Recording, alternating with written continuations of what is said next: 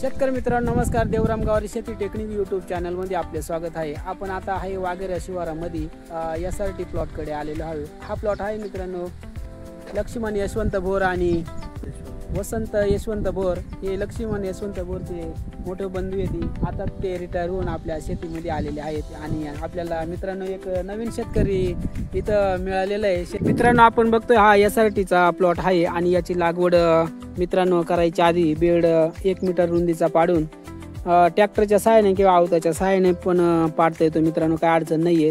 दोन सरी मधला अंतर आहे 25 सेंटीमीटर आणि 2 रोपातला अंतर आहे 25 सेंटीमीटर.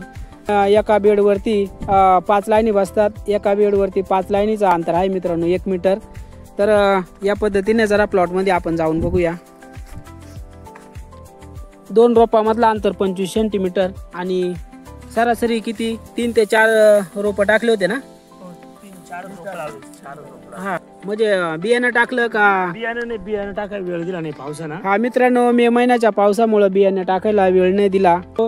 आपण बेडवरती धान खत टाकतो आणि त्याच्यानंतर जर प्रॉब्लेम आला तर आपण पारंपरिक पद्धतीने जी रोपवाटिका असते त्या रोपवाटिकेतून जो रोप उपटून आपण या बेडवरती शिफ्ट केल्याच्या नंतर मित्रांनो हा प्लॉट एकदम सक्सेस झालेला आहे. याला सगुणा राईस रिजनरेटिव्ह टेक्निक आपल्या चंद्रशेखर बडसावळे यांनी जे निर्माण केली तर हे एकदम उत्कृष्ट आहे आणि उत्कृष्ट पद्धतीनं हा प्लॉट बनलेला आहे.